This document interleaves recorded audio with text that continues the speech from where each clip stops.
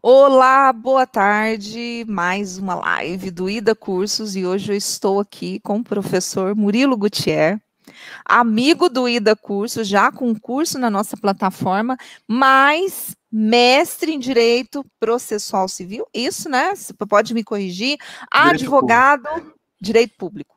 Isso. É porque, professor Murilo, eu tenho seus livros de processo, aí eu uso tanto ele no processo que para mim é mestre em processo, doutor em processo, enfim. Obrigado. Mas olha, muito obrigada por ter aceito o nosso convite. Eu sei que você vai dar aula daqui a pouquinho, né, à noite, e aceitou aí esse meio termo de fazer a live aí conosco com o Ida Curso. Seja bem-vindo e obrigada, viu? Eu que te agradeço a gentileza, o convite, é uma honra muito grande para mim. Professor, e nós estamos num tempo aí que o pessoal está curioso para saber a questão do ativismo. Todo mundo está falando em ativismo. Vou tirar aqui o meu celular para eu já passar, que o pessoal, os alunos ficam esperando o link, tá? Mas a questão do ativismo. O que seria o ativismo judicial?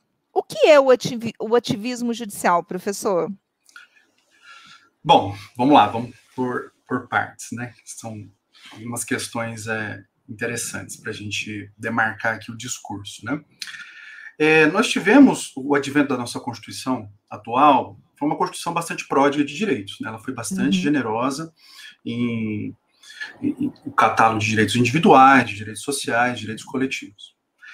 E a nossa Constituição também colocou o Poder Judiciário como sendo um protagonista no âmbito do dizer o direito, digamos. Né? O que antes nós tínhamos no Estado liberal, por exemplo, o protagonismo do Poder Legislativo, o primado da lei, né, hoje, né, o que os constitucionalistas dizem é que nós temos um primado do Judiciário, então uma primazia, uma prevalência do Poder Judiciário sobre os demais poderes. E se você for ver o artigo 100 da Constituição, lá fala que o Supremo Tribunal Federal é o guardião da Constituição. Se você for ver o artigo 5º, inciso 35 da Constituição, também fala que a lei não excluirá da apreciação do judiciário, lesão ameaça direito. Então, nós tivemos essa abertura e para que a gente pudesse discutir no judiciário qualquer tipo de demanda. Né? Ainda mais tendo um catálogo de direitos fundamentais extremamente vasto, né? E ainda a previsão de cláusulas abertas.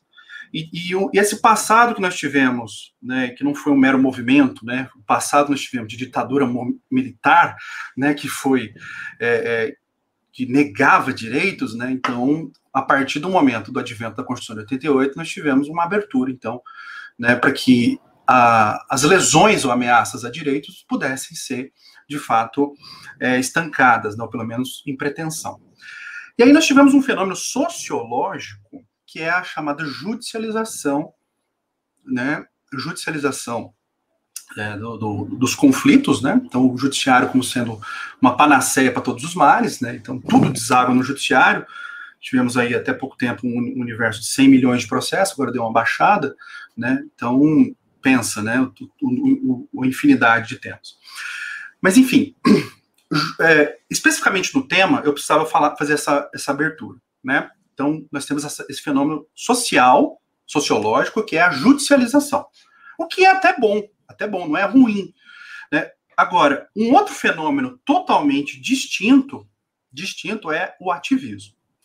O ativismo surgiu lá nos Estados Unidos, né, o chamado judicial activism, que era um processo de investigação da imprensa acerca do que a Suprema Corte americana decide.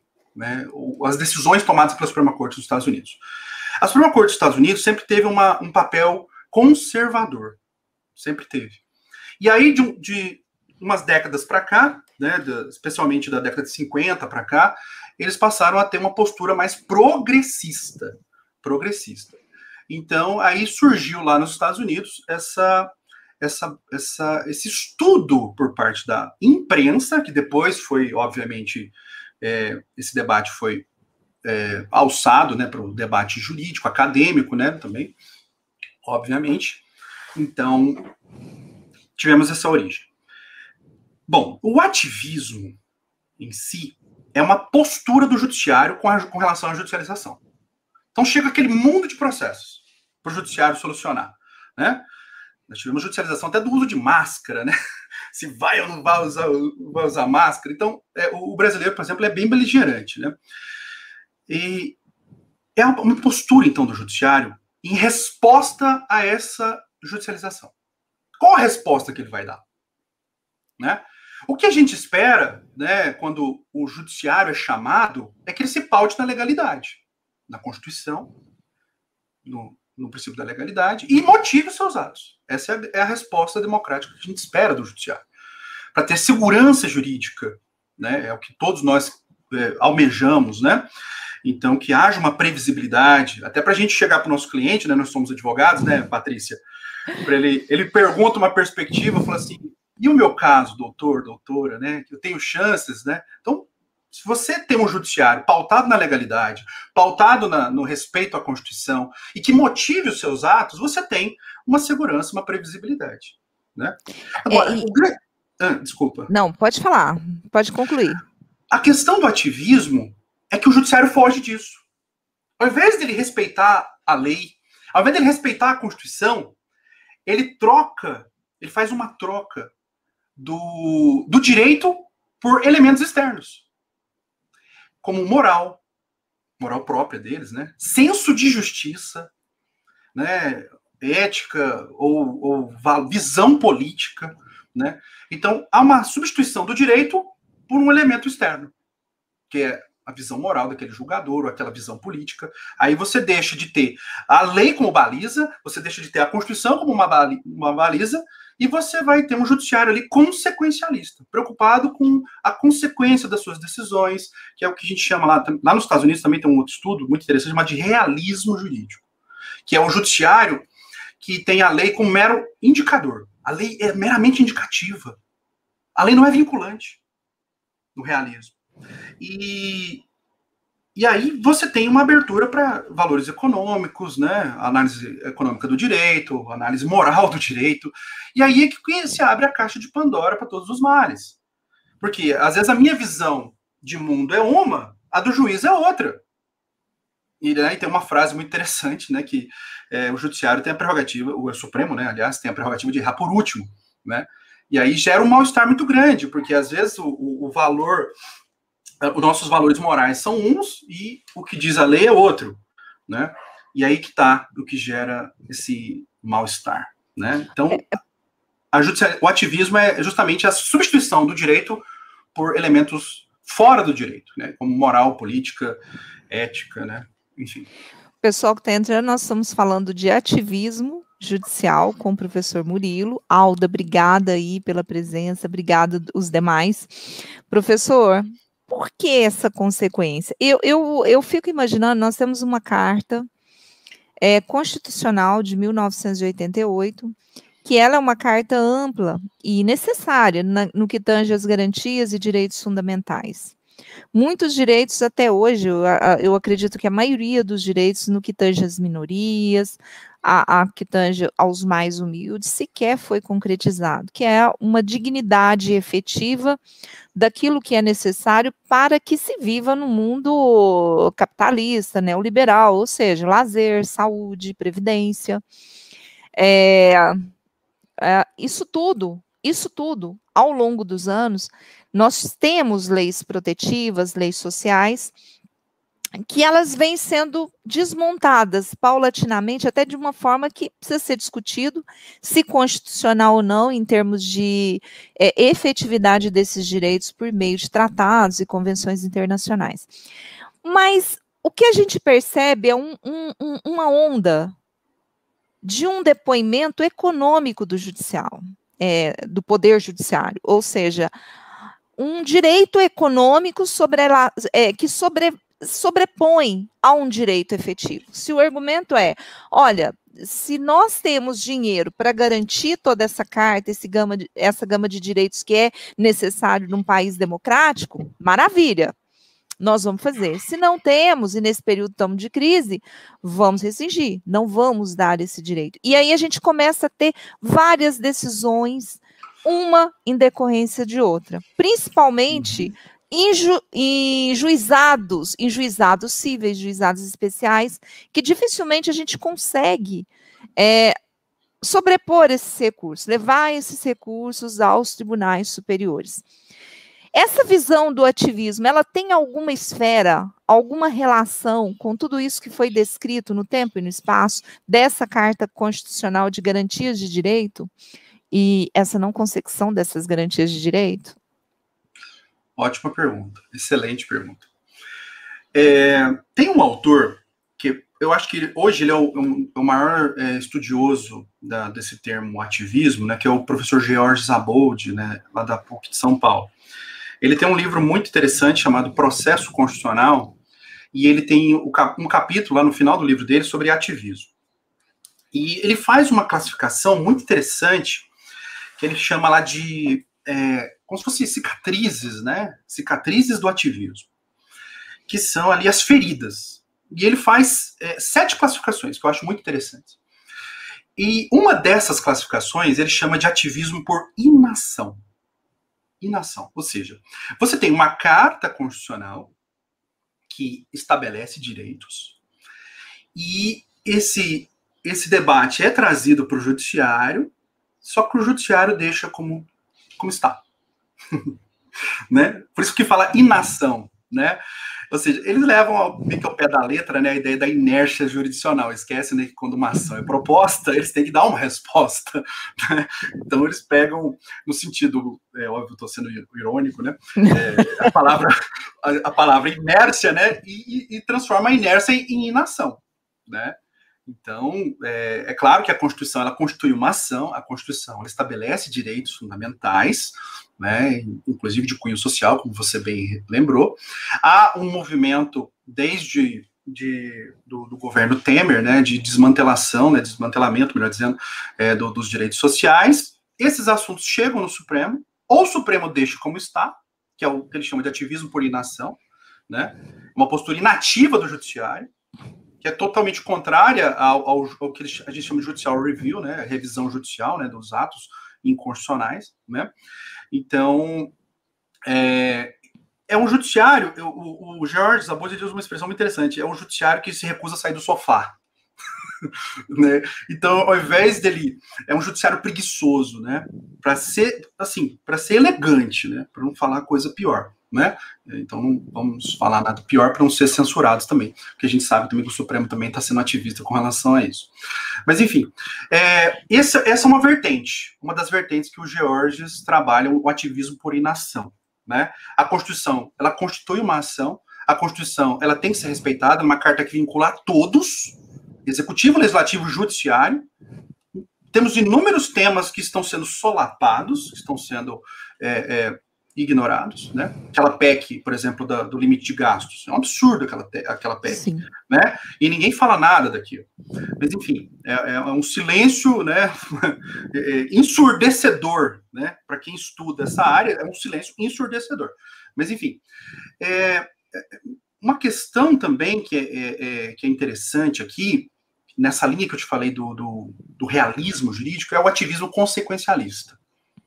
Ele usa também nessa classificação dele, nas diversas classificações, ele chama também o chamado ativismo consequencialista. Ou seja, o juiz ele deixa de aplicar a Constituição, o juiz, o ministro Supremo, não importa, né, ele deixa de aplicar a Constituição para usar discurso economicista. Não é? Então, ou financista, né, baseado naquele movimento Law and Economics, né? Então, é um judiciário não preocupado com a lei, é um judiciário não preocupado com o que diz a Constituição, mas preocupado com o que as consequências da sua decisão, né, especialmente para os, aspas, cofres públicos ou pelo mercado, né? Então, esse é um problema, né? Esse discurso economicista muitas vezes estão sendo utilizados para negar direitos. Negar direitos. Esse é o grande problema. E eu tenho percebido, até porque milito nessa área, e eu vou te chamar de Murilo, doutor Murilo não, vou te chamar de Murilo. Tranquilo. Até porque milito nessa área, o que eu tenho percebido ao longo dos anos é uma influência muito grande midiática nas decisões, tanto do STJ, do STF, e repassando isso para os tribunais inferiores. Isso tem me preocupado de uma forma muito grande. Por exemplo, quando você fala em direitos dos povos indígenas, que é um direito garantido constitucionalmente, quando a mídia dá uma atenção àquilo que está sendo dizimado, há uma ação. Como o professor mesmo colocou, a questão dessa omissão por não ação. Isso. Quando não se dá, esses povos são pisoteados e vêm sendo pisoteados há tempos, em vários governos e de várias formas. Ou seja, até na permissão em si, nós vamos agora censurar isso, mas nós vamos colocar uma outra situação possível, a censura de uma forma geral, mas ao mesmo tempo permitindo, e isso vem me preocupando, Murilo, a permissão à fake news. Essa permissão à fake news, que eu acho que não pode extrapolar ao ativismo jurídico, mas ela tem influenciado demais esse processo todo, esse processo eleitoral e esse processo constitucional, porque ele não está agindo na origem. Por exemplo, as eleições de 2000, as eleições passadas, 2018, não, 2018, né? As não, eleições de 2020 2018. foi de municipal, né? 2020, 2018. 18 presidencial e... 2018. As eleições de 2018. Foi permitido de uma forma gritante, isso vem desde 2005, nos Estados Unidos, enfim, mentiras propagadas de forma rápida e silente, porque existem ações discutindo isso desde lá. Mas quando isso chega a um ponto de exorbitar próprio Estado democrático de direito, vem uma ação tardia, no meu ponto de vista. Porque, nesse caso, essa ação, ela, além de não ser efetiva, as pessoas não conseguem compreender. Por que em 2015 eu podia transmitir todo tipo de informação e hoje eu sou censurado? Isso tem alguma relação com esse ativismo, Murilo? Tem relação com... E depois eu ainda vou te perguntar mais de decreto, tá? Mas você acha que isso tem relação com esse ativismo? Eu acredito que sim. Tem outras facetas interessantes, né, sobre o ativismo, que o professor Jorge Zabold trata, né, desse diagnóstico que ele fez, que eu acho muito interessante. Ele tem uma questão do chamado ativismo, ele chama de ativismo messiânico. É uma outra perspectiva que é muito interessante, que é aquela ideia de que, olha, quem sabe o que é melhor para a sociedade é o juiz. O julgador é quem sabe, né, o que é melhor para a sociedade e acaba esquecendo do direito, né? Então, ele acaba, então, se valendo conforme o contexto, né? Ele vai usar de argumentos que vai, isso aqui é o que vai construir uma sociedade melhor, né? Então, naquele momento não proibimos, agora vamos proibir, né? Então, aconteceu também com a questão do financiamento privado, né? Eles usaram de argumentos performáticos também, que não tem como você comprovar se aquilo é mesmo ou não, né? Então, falando assim, olha, aquilo é o mal do Brasil. Será que é? Né? Proibindo o financiamento privado de campanha para construir uma cidade melhor. Só que teve um efeito colateral que foi a do Caixa 2, que foi a o crime organizado se fortalecer no âmbito das eleições. Então, me parece que esse efeito colateral que teve ali, né, com relação ao financiamento de campanha, também teve aí com relação a fake news, né? Como que naquele contexto as fake news já existiam, as redes sociais já existiam, né, não havia o combate, e o Supremo acabou agindo, acho que de forma até muito perigosa, né? Porque ele usou o consequencialismo no último grau, sendo um ativista no sentido até de quebrar a base do processo, que todo processo judicial tem que ser deflagrado, né, por meio de uma propositura de uma ação. Então, esse inquérito das fake news foi instaurado de ofício, né, totalmente ao arrepio do que diz o sistema processual. Então, eles estão também presos num sistema que o processo está a serviço da jurisdição, e sendo que o processo tem que ser entendido como um mecanismo de liberdade, de proteção das partes, né? Então, a gente vê ali, né, também um ativismo ideológico moralista, né, então, que é extremamente perigoso, né? Então, que o direito, ele acaba sendo colonizado né, por argumentos políticos, por argumentos morais dos seus próprios ministros, né? Tem uma frase interessante que o professor Jorge traz. Ele fala o seguinte: olha, você pode ter progressistas ou conservadores, ok, mas o progressista ele vai acabar cometendo erros continuamente em prol da sua causa. O conservador, ele tenta evitar os seus erros, evitar que os seus erros sejam corrigidos. Então, quando você vê um judiciário moralista, né, então, qualquer discordância ideológica que o judiciário pensa, né, acaba, então, atraindo a atenção deles próprios, eles criando um direito ao total arrepio do que diz a Constituição, ao total arrepio do que diz a lei, né? Então, é claro, né, que os juízes, óbvio que eles têm suas visões políticas de mundo, mas quando ele foge do que diz a Constituição, do que diz a lei, né, sendo inativos, né, como eu estava falando lá, inertes, ou então trocando o que diz o direito por valores ideológicos, né, ou valores morais, a gente cai num sistema pernicioso extremamente difícil, né. Teve um outro caso que eu achei interessante também, Patrícia, aproveitando aqui, só para a gente contextualizar, legalização do aborto até o 3º mês. De onde que eles tiraram isso?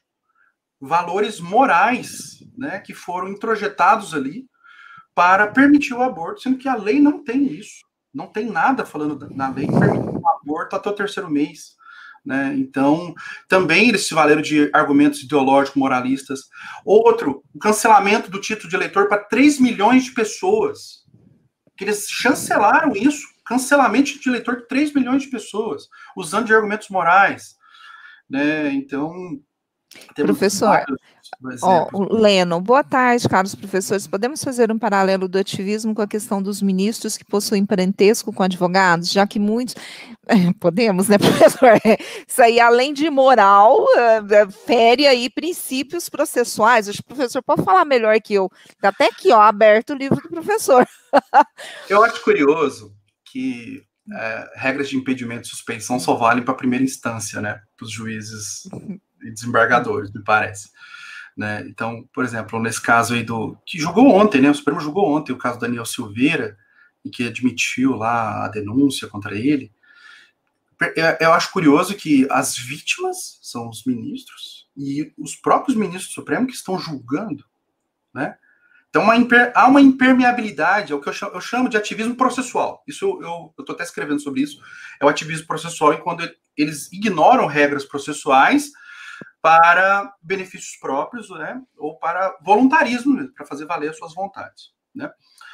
Então, essa é uma questão. Né? Nós tivemos outros casos interessantes, né, de ministros do Supremo que, como bem lembrado pelo Dr. Lennon, né, que a esposa pertence a um grande escritório de advocacia, o outro é o mesmo nome do ministro, só que tem filho no final, né, ou júnior, né, então, e eles têm livre trânsito, né, aliás, no STJ isso é muito comum, o STJ é incrível, né, o tanto de filhos de ministros que tem ali, teve até um caso que gerou um escândalo há pouco tempo atrás, um filho de um ministro com 25 anos, ele tinha faturado no ano anterior 70 milhões, né? Então, é incrível a habilidade, né, dele para advogar em tribunal superior, né? Enfim, eu entendo que sim, é um ativismo processual, aliás, a gente cai até numa anomalia, né? É uma anomalia, né, mascarada. Eu vou ser sincera que o caso do Daniel, assim, ele é um ativismo, sem dúvida nenhuma, grave. E eu acho que por inércia dos próprios órgãos judiciais, que hoje carece de uma moralidade muito grande, numa discussão de um trajeto para que se chegue a esses tribunais de uma forma mais legítima. Por exemplo, Procuradoria-Geral da República.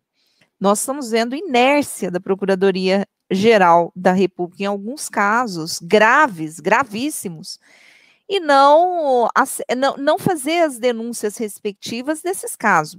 O que aconteceu com o Daniel é fruto disso, é fruto de uma nomeação específica de órgãos que não se respeita a lista, inclusive tríplice, né? Me parece até uma questão a ser debatida aí, não, professor? Essa questão do não respeito a essas listas que vem, ou não. O que você acha sobre isso? Assim, mudando um pouquinho de assunto. Bom, você viu que o Supremo, há 2 meses atrás, acabou falando que se é tríplice, engraçado que nesse ponto eles foram literalistas, né? Pegaram a interpretação literal. Se é tríplice, então são 3. E o presidente poderia escolher, no caso dos reitores de universidades, né? Eles poderiam escolher qualquer dos 3, né? Então eu acho que, até achei coerente, teria que ficar dentro da lista tríplice. Senão não teria sentido falar em lista tríplice, não seria lista única. Se a gente fosse ter que escolher o mais votado. É claro que é mais democrático, né? Você escolheu o mais bem votado. Nós tivemos aí uma tradição, acho que desde o governo Lula, né? De escolher o primeiro colocado. Ok, isso é mais democrático. Mas o limite semântico, né? Então, que uma das críticas que a gente faz aqui ao ativismo também é a questão deles não respeitarem o limite do texto. Então, o Supremo, às vezes, e o STJ também, o Código de Processo Civil tem muitos precedentes do STJ, né? Tem hora que eu vejo eles meio esquizofrênicos. Quando eles gostam da norma... Adoro quando você fala esquizofrênico. Eles são literalistas. Eles pegam o limite do texto. Igual esse caso aí dos reitores. Lista tríplice, o que é tríplice? 3. Então, manda 3 nomes para o presidente e o presidente escolhe não qualquer deles. Não é 1, é 3. Né? É 3, senão seria lista única. Ok, se for literalista. Quando eles não gostam da norma, o STJ faz muito isso. O STJ não gosta da norma, ao invés de ele falar, essa norma é inconstitucional, logo não vamos aplicá-la, o STJ simplesmente fala, olha, não é assim. Né? A resolução então, X é onde eu quero falar de resoluções e decretos. Não, porque é isso que se fundamenta. O regimento interno do STF permite o precedente X e, inclusive, constitucionaliza regimento interno, constitucionaliza portaria. É curioso, se você estuda lá poderes administrativos em direito administrativo, você vê que os poderes administrativos, né, o poder regulamentar, um deles, né, dos poderes administrativos é o poder regulamentar, o poder de polícia, né, tem o poder hierárquico, o poder disciplinar. Então, dentro do poder normativo, temos a vinculação à lei. É curioso, né? E o judiciário, quando ele vai usar do seu poder normativo para regulamentar a lei, no caso o Código de Processo Civil, o Código de Processo Penal, né, ele acaba criando por meio de regimento. Mas você vai achar, viu, Patrícia, tem um movimento forte ali na Bahia, né, da Universidade Federal da Bahia, capitaneado pelo professor Fred Dier, se não estou equivocado, que defende a normatividade do regimento interno. Então, tem autores que estão defendendo isso sim, né? Eu acho que o regimento interno não pode inovar no ordenamento jurídico, mas vai ler o regimento interno do Supremo, vai ler o regimento interno do aí o regimento interno permite, né, professor? Eu fiz um embargo de divergência semana passada, era um quebra-cabeça. Eu tive que fugir do CPC, de analisar o 1043 e 1044 do CPC, para ficar só no regimento interno. Regimento interno, resolução ou portaria, ou não sei, é tanto nome que você tem que procurar uma norma na outra. Eu tenho trabalhado no Juizado Especial Federal em constitucionalidade da resolução do CNJ. Quer dizer, vai chegar um dia, não sei, o dia que interessar, talvez, mas eu continuo. Eu não tenho lógica o processo ser vilipendiado. O que está acontecendo, professor? O que acontece em Juizado Especial Federal é que existe um código próprio. O Código de Processo Civil não é utilizado. Então, os prazos são inovados por regimentos, portarias, e rasga-se o Código de Processo Civil. Assim, é como se não houvesse uma norma específica que hoje ela está lá dentro, pelo menos eu penso dessa forma. Mas, professor, entrando no assunto aqui, eu acho que o caro colega quer deixar a gente numa saia justa, ele colocou o seguinte: boa tarde, vocês são a favor ou contra na questão do aborto no 3º mês? Eu vou falar para mim, questão do aborto no Brasil ainda é um tabu. A gente tem uma sociedade extremamente conservadora, me assustou isso, inclusive em lives que eu fiz, de 95% de pessoas católicas. Mas a questão do aborto precisa ser discutida e, enfim, o que você acha, Murilo? Você quer responder a pergunta, não quer? A questão o problema que a gente de falar de ativismo, né, que gera às vezes um mal-estar, porque você tem que defender as regras do jogo e em contraste, né, ou em contraposição às vezes com seus valores morais, né? Então, e nós como juristas, a gente tem que defender as regras do jogo, né? Enfim, eu sou daqueles que defendem as regras do jogo, a questão da previsibilidade. Mas eu também acho que o tema deveria ser debatido. Eu, enquanto valor moral, eu sou espírita, né? Então eu sou, Murilo, pessoa, eu sou radicalmente contra, né? Mas eu não posso ignorar uma realidade, né, de pessoas que precisam de fazer aborto, né? E você proibindo o aborto, uma questão social, você acaba condenando as mulheres pobres, as mulheres que não têm condição econômica, a elas irem para esses açougueiros, ou você expor a vida delas a um risco, né, de morte altíssimo, né? Porque se você criminaliza, você está proibindo essa pessoa de ir para o SUS, né, para o Sistema Único de Saúde. Então, eu acho que, para a nossa realidade, eu acho que esse tema tinha que ser melhor debatido. Mas não da forma como o Judiciário está fazendo. Eu acho que o espaço de debate talvez seja o parlamento, né? Então, o Bruno, eu preciso falar para ele uma questão que ocorre no Brasil, especificamente, que ainda é um país extremamente machista. Mulheres pobres precisam de autorização para poder fazer a laqueadura. E para se fazer laqueadura no Brasil, tem que ter uma quantidade de filhos e ter uma determinada idade. Sim. Métodos contraceptivos são caros, não se vai mais hoje nos postos de saúde e compra aquele específico. Há mulheres que têm problemas de sangue, hemofilia, problema que pode coagular, e elas não podem tomar determinado anticoncepcional. E eu presencio todos os dias na questão social mulheres que estão com o quinto filho, e tão jovens, e não tem como, chega lá, pelo amor de Deus, faz a laqueadura. Não, precisa da ordem do marido, mas não tem marido. Não, mas não tem jeito de fazer, precisa da ordem do marido, senão você não vai fazer. E, então para que abriu as pernas? Porque é isso que a gente escuta. E aí vai uma questão moral, porque não se discute a fundo o que essas mulheres passam dentro do sistema de saúde. Perfeito. Eu faço a distinção, né? Nesse tema eu falo, minha posição pessoal é uma. Por exemplo, se a minha esposa engravidar e falar, eu vou abortar, eu provavelmente não vou continuar com ela, né? Mas se pessoas, mulheres pobres, a gente não pode ignorar essa realidade que existe, né? E quando a gente criminaliza, a gente está fechando a porta do SUS ou de qualquer outro hospital, porque as mulheres ricas vão ter lá 50 mil reais, 60 mil reais para fazer o aborto, né? Nem sei se é esse preço, estou chutando, né? Para contratar uma boa clínica, fazer com segurança e reduzir os seus riscos. Agora, e as mulheres pobres? Que é a maioria, né? Então, a nossa realidade é essa, nós temos que pensar na nossa realidade. Então, minha visão jurídica é um pouco diferente com relação a isso. Eu sou veementemente a favor da vida, sempre. É a natureza que eu coloco. Também. Mas a vida justa, a vida digna, a vida apta a ser cidadão. Claro, jamais uma vida condenada à escravidão.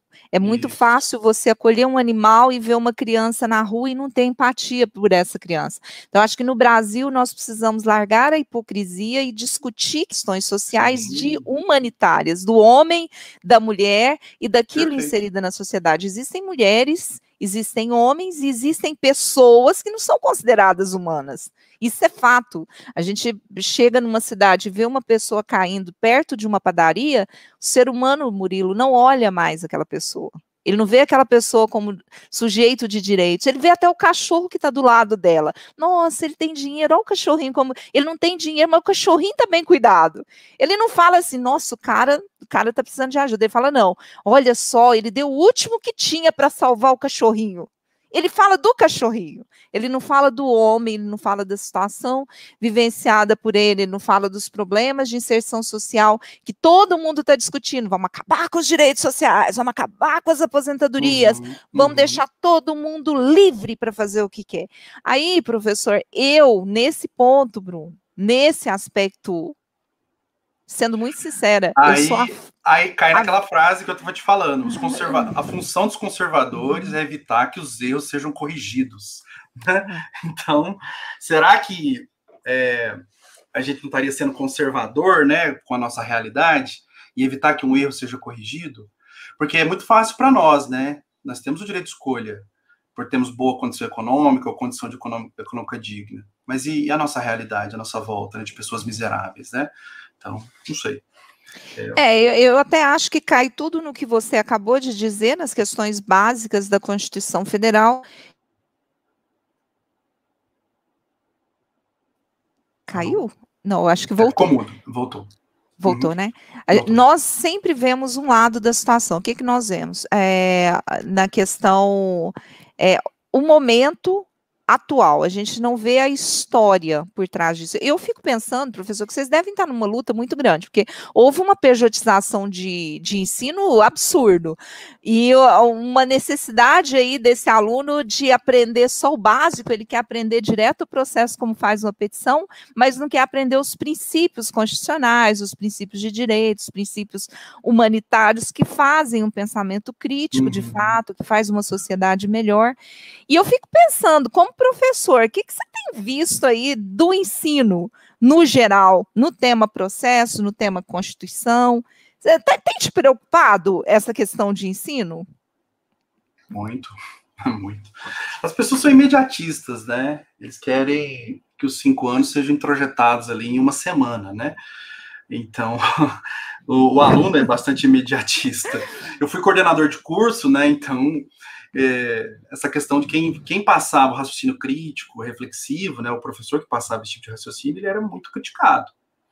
Né, o professor que faz sucesso é o dogmata, né? É o que pega ali o texto da lei e explica, né? Então, exatamente, é o mastigadinho, né? Então, esse é o professor que passa o mastigadinho, ele é o fera, né? Então, ele é o que faz sucesso. Então, eu recebia muita reclamação de professores, quando eu era coordenador, dos professores que faziam raciocínio crítico, né? Que ensinava a pessoa a pensar a partir da Constituição. Então, esse é o que toma pedrada. Aliás, você trabalhar com liberdade, né, você ensinar as pessoas a serem livres, né, é um desafio muito grande, né, muito grande. Então, e nós, professores, a gente sofre com isso. Né, e às vezes até as instituições, né, às vezes as instituições cansadas de receberem reclamações, né, dos alunos com relação a esses professores muito críticos, né, esses professores que ensinam a pensar, às vezes até as instituições acabam se cansando, falando, olha, por favor, siga o código, olha, por favor, né, siga o que o STJ diz, o STF diz, não fica criticando muito, né, seja mais objetivo, né, então às vezes a gente tem isso também. Né? Então o ativismo inicia na faculdade mesmo, né, professor? É mais fácil, né, você, às vezes, pegar o mastigadinho, né, então, tem uma frase... Não, eu tenho, assim, eu tenho um orgulho quando a gente tem amigos como você e tantos outros que estão na ciência do direito por paixão, mas tem um pensamento sociológico, um pensamento cultural e um pensamento de mundo que eu tenho certeza que você sofre muito. Eu faço? Já tendo essa experiência, né, até como coordenador, então eu já sei como os alunos pensam, e é desse jeito que eles pensam. Sabe o que eu faço? Eu metralho eles com dogmática, falando como é o Código de Processo Civil, como é a Constituição, né, e depois, no final, eu faço a crítica. Eu desço o cacete, né, eu deixo a ripa, né, faço a crítica ao Supremo, ao STJ, né, ou ao próprio texto de lei, às vezes, ou a aplicação deles. Aí eu dou a minha experiência prática também, como advogado, né, então, mas eu sempre, para deixá-los conformados, para deixá-los, assim, com o estômago cheio, né, satisfeitos, eu mando a dogmática, né, eu mando a dogmática, explico para eles, e depois eu faço a crítica. Mas o grande problema... Você mandar ainda dogmática, né? Você tem que mandar dogmática, senão o aluno vai te matar depois, o aluno vai te derrubar, ele te derruba mesmo. Então você tem que mandar dogmática.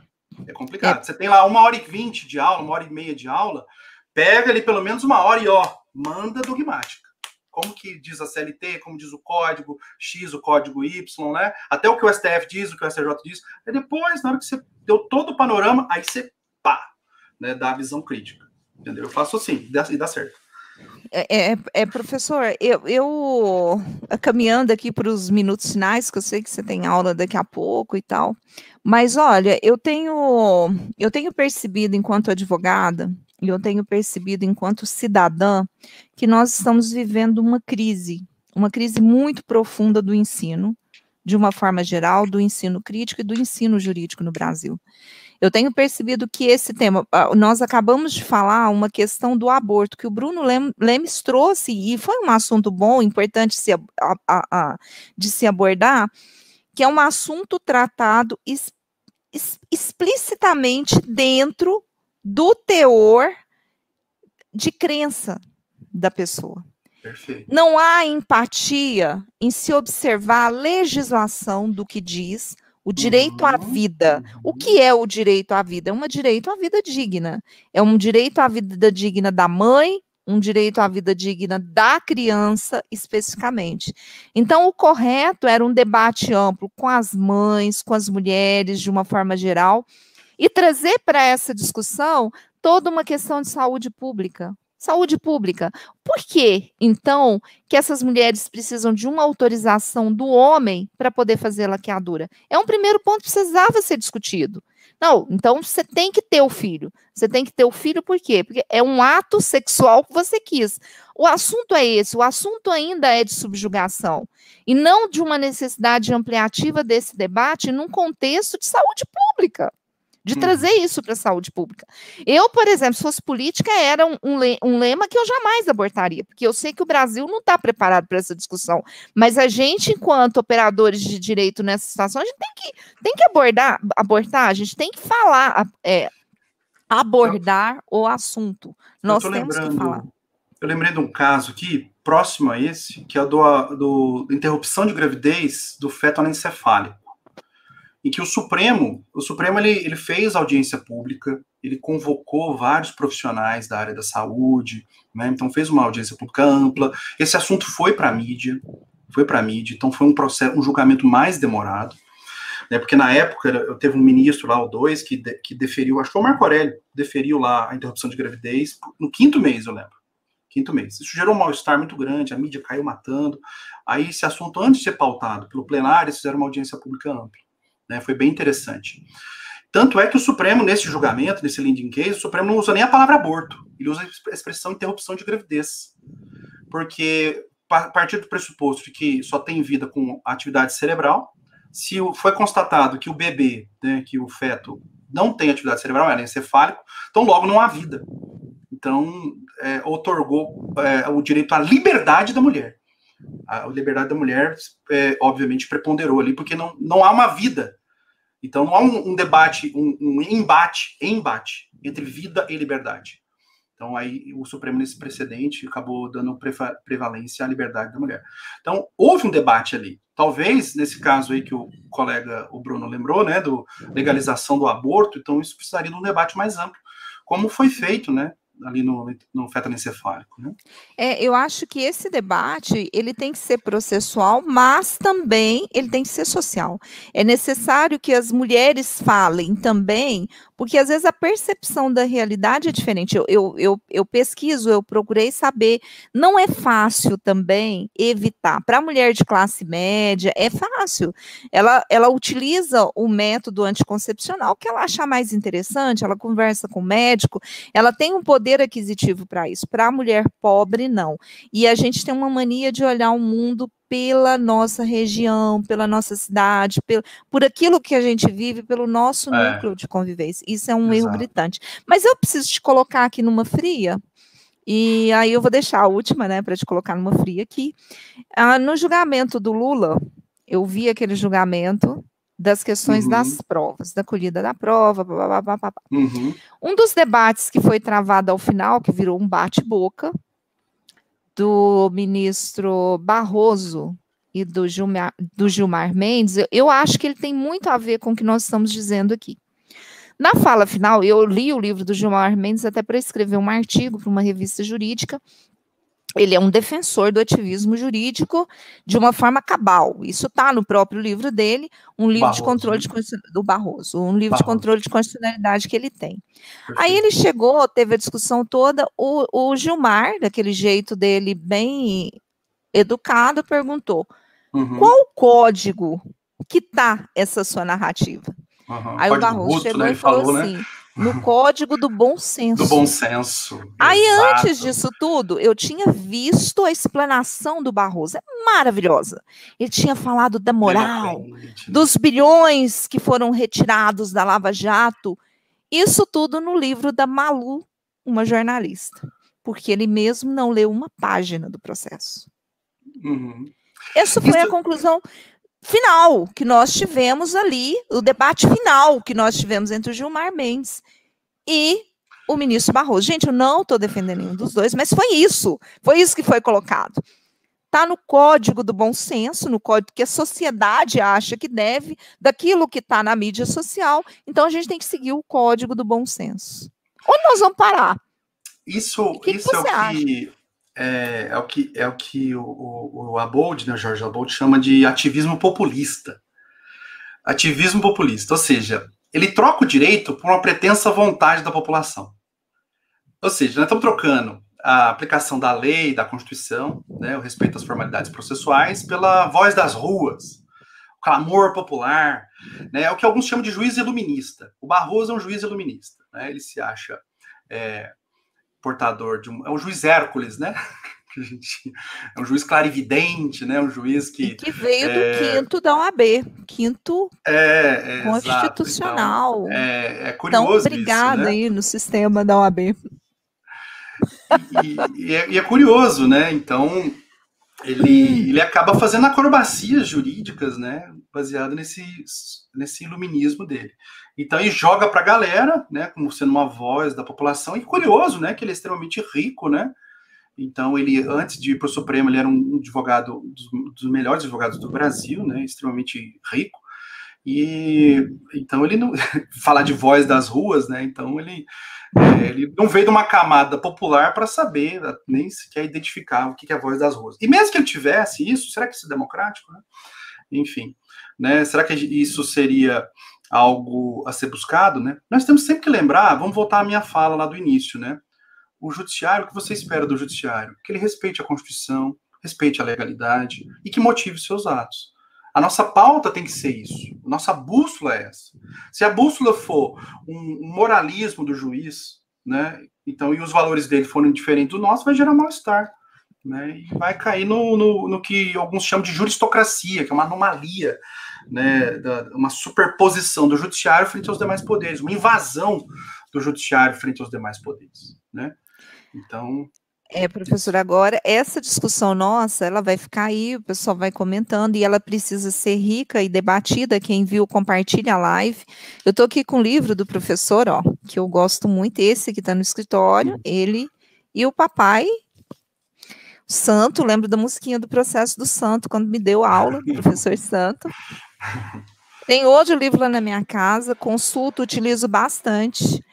Gosto muito do Murilo, não sim, porque ele é escritor, porque ele é pesquisador, mas principalmente porque ele é um ser humano fantástico.